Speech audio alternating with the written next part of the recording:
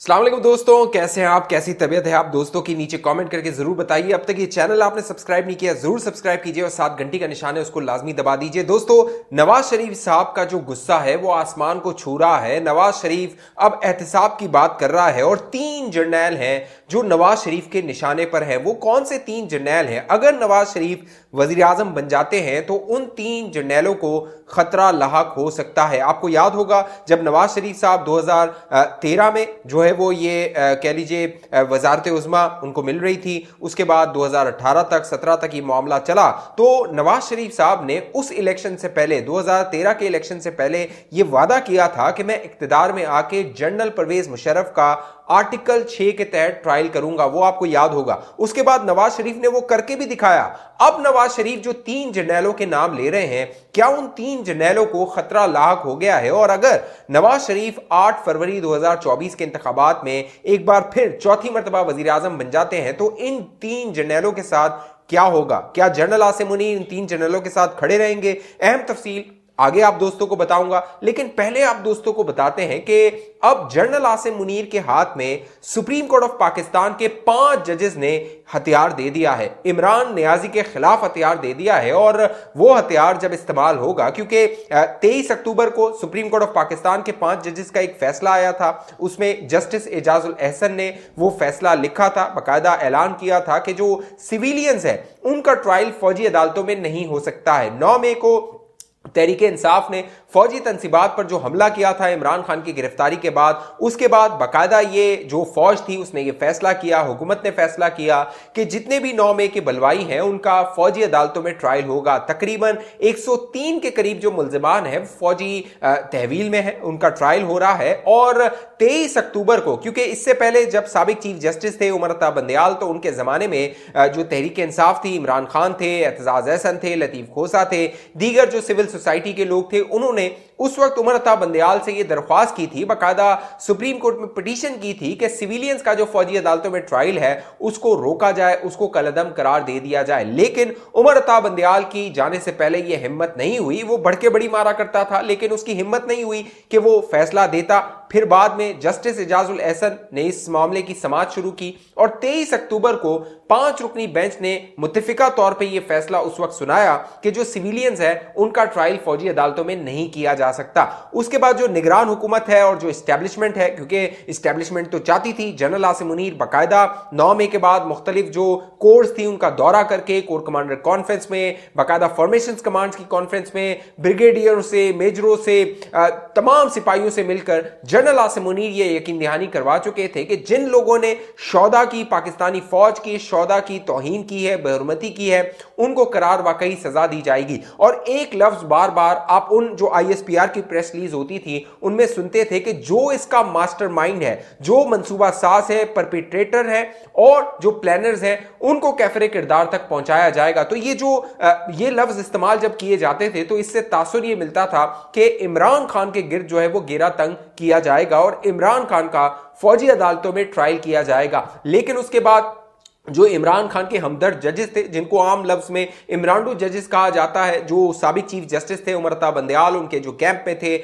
उनकी कोशिश हुई बाद में कि इमरान नियाजी को बचाया जाए, किसी तरह भी उसका फौजी अदालत में ट्रायल ना हो। इसीलिए जस्टिस एजाजुल एहसन ने 23 अक्टूबर को यह फैसला दिया। उसके बाद जो सुप्रीम कोर्ट ऑफ पाकिस्तान है वहां पर यह दोबारा रिव्यू के लिए इंट्रा कोर्ट अपील में गया। वहां पर 6 रुकनी एक बेंच बनाया गया। उस 6 रुकनी बेंच ने इसकी अब समाअत की और 5 में से 5-1 की तनासुब से यह फैसला आया कि ये जो ट्रायल है ये जारी रखा जाएगा। यानी अदालत ने, सुप्रीम कोर्ट के 5 जजेस ने ये हुक्म दे दिया, इख्तियार दे दिया है फौज को कि वो उन मुल्जिमान का, जो कि तकरीबन 102 के करीब मुल्जिमान, 103 के करीब मुल्जिमान हैं जो कि गिरफ्तार हुए थे 9 मई के बाद, उनका ट्रायल कंटिन्यू कर सकते हैं। लेकिन मशरूत ये इजाजत दी गई है, शर्त ये रखी गई है कि कोई नतीजा यानी कोई फैसला नहीं सुनाया जाएगा, किसी को एक्विट नहीं किया जाएगा यानी बरी नहीं किया जाएगा, किसी को कन्विक्ट नहीं किया जाएगा, किसी को सजा नहीं दी जाएगी हतमी फैसले तक, जब तक सुप्रीम कोर्ट ऑफ पाकिस्तान का हतमी फैसला नहीं आ जाता। सुप्रीम कोर्ट ऑफ पाकिस्तान में जब यह समाअत हो रही थी तो बड़ा दिलचस्प माहौल था,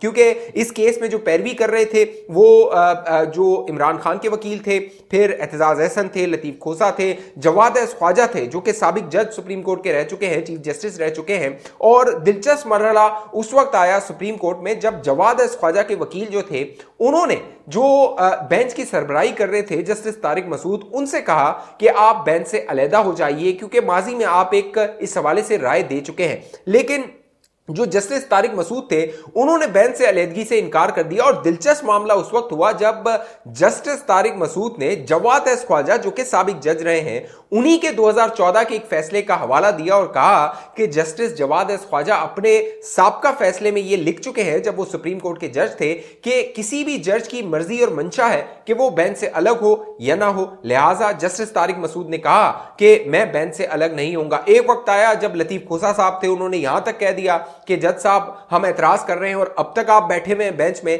तो जस्टिस तारिक मसूद ने अजराए मजाक कहा तो फिर हम क्या खड़े होकर मुकदमा सुने। तो जस्टिस तारिक मसूद ने बेंच से अलग होने से इनकार कर दिया। अब ये जो एतराज था जस्टिस तारिक मसूद पे कि वो बेंच से अलग हों, इसके पीछे भी एक कहानी है और वो कहानी जस्टिस एजाजुल एहसन के उन खतूत से सामने आई थी जो उन्होंने चीफ जस्टिस को 17 नवंबर को और 11 दिसंबर को यानी जस्टिस काजी फायज ईसा को लिखे थे।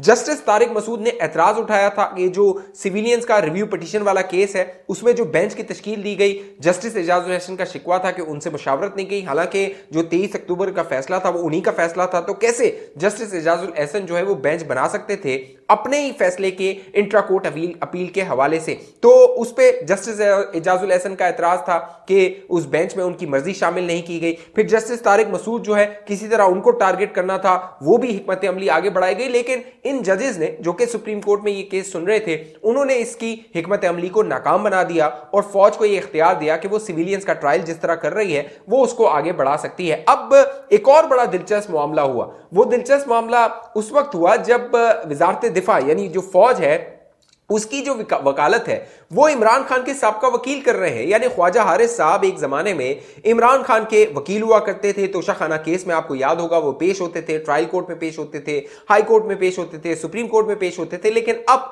वही ख्वाजा हारिस साहब इमरान खान के खिलाफ वकालत कर रहे हैं। यानी इमरान खान का भी ट्रायल होगा फौजी अदालतों में, जैसे मनसूबा साज हैं उनका होगा, जो सहूलतकार हैं उनका होगा। तो ख्वाजा हारिस साहब वजारत दिफा का दिफा कर रहे हैं, फौज का दिफा कर रहे हैं और जो इमरान खान है उनकी मुखालफत में आके खड़े हो गए। तो आप इससे अंदाजा लगा लीजिए ये जो वकील होते हैं ना, तहरीक इंसाफ जो एक वकीलों की पार्टी बन गई है, तो ये नजरियाती नहीं होते। इनको जहां माल मिलता है, जहां पैसा मिलता है, मोटी फीस मिलती है, ये उसकी वकालत शुरू कर देते हैं। और अब ये जो गौर खान के हवाले इमरान खान ने तहरीक इंसाफ कर दी है तो इसका अंजाम भी कुछ इसी तरह होने वाला है। अब इमरान खान के लिए जो मुश्किलात हैं इस फैसले के बाद मजीद बढ़ गई हैं। यानी इमरान खान का फौजी अदालत में ट्रायल हो सकता है क्योंकि अब यह इख्तियार मिल गया है फौज को। लिहाजा आने वाले दिनों में मुमकिन है कि जो इमरान खान है उसको फौज के हवाले कर दिया जाए और जो फौजी अदालतें हैं वहां पर इमरान खान का ट्रायल हो रहा हो। तो इमरान खान के लिए मुश्किलात कम होती नजर नहीं आ रही और जो सुप्रीम कोर्ट का ये फैसला है सिविलियंस का फौजी अदालतों में ट्रायल के हवाले से,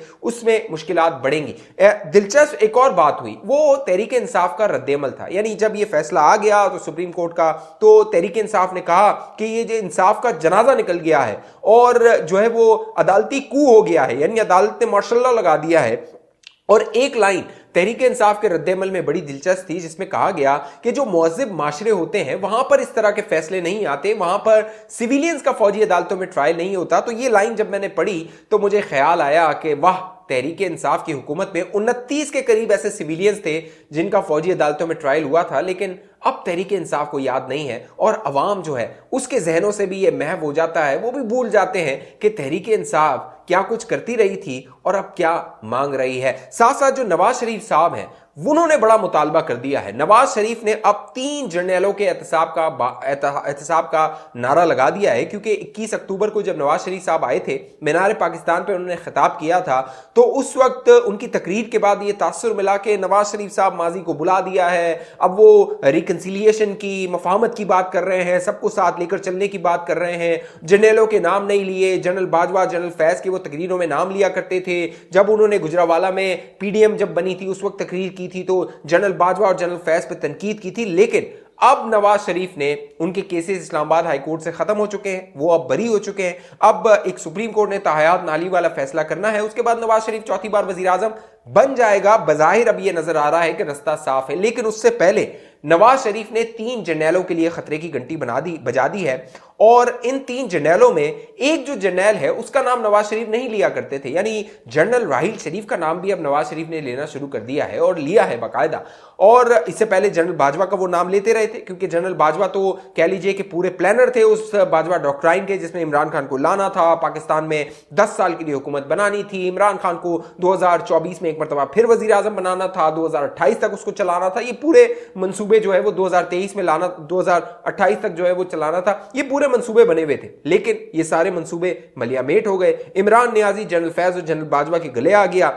लेकिन अब जो जनरल राहील शरीफ का नाम लिया जा रहा है उसमें जो उसका जो बैकग्राउंड है वो इसलिए अहम है कि जनरल राहील शरीफ वो शख्सियत है, जब पनामा केस आया था तो जनरल राहील शरीफ ने नवाज शरीफ को जाके कहा था कि मुझे आप एक्सटेंशन दे दीजिए, मुझे आप तौसी दे दीजिए, पनामा को मैं संभाल लूंगा। तो नवाज शरीफ ने बड़ा तारीखी जुमला कहा था, नवाज शरीफ ने कहा था मैं पनामा भुगत लूंगा लेकिन एक्सटेंशन नहीं दूंगा, और नवाज शरीफ ने बाद में पनामा भुगता, जो जनरल राहील शरीफ था उसको एक्सटेंशन नहीं दी। जनरल राहील शरीफ ने सऊदी अरब के साथ अपनी एक नौकरी पक्की कर ली, और ये जो नौकरी पक्की की थी जनरल राहील शरीफ ने, ये भी नवाज शरीफ को एतमाद में बतौर वजीर आजम एतमाद में लिए बगैर जो जनरल राहील शरीफ था उसने वहां पे मामला तय कर लिए थे। तो जनरल राहील शरीफ शिकंजे में है, जनरल बाजवा शिकंजे में है, जनरल फैज हमीद शिकंजे में है। पहले मैंने शुरू में मिसाल दी आपको, जनरल परवेज मुशर्रफ को आप याद कीजिए। लिहाजा अगर नवाज शरीफ वजीर आजम बन जाता है तो इन जर्नैलों को, इन तीनों जर्नैलों को अपनी खैर मनानी चाहिए। इस हवाले से आप दोस्तों की क्या राय नीचे कमेंट कीजिए। अब तक ये चैनल आपने सब्सक्राइब नहीं किया जरूर सब्सक्राइब कीजिए, साथ घंटी का निशान है उसको लाजमी दबाइए। फेसबुक पे देखने वाले दोस्त पेज को लाइक फॉलो करके इस वीडियो को लाजमी शेयर कीजिए। अगली वीडियो तक मुझे इजाजत दीजिए, अपना ख्याल रखिएगा। पाकिस्तान जिंदाबाद।